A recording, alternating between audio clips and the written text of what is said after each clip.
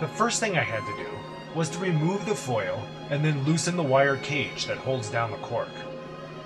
This is a very dangerous step, as the cork can easily surprise you by exploding out of the bottle.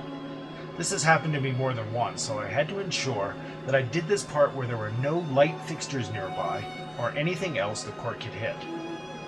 The wire from the cage needs to be moved up to the next lip, so that it can still offer some security against the cork getting away while leaving the bottom glass lip exposed.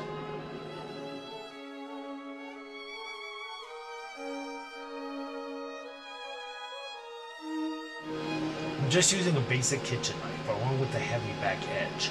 I never strike the bottle with the sharp edge, I just hit the bottle with a single quick blow. Finding the seam of the bottle, shown enhanced here for the video, is the whole trick. I just have to run the knife flat and strike the lip. The pressure in the bottle will take care of the rest.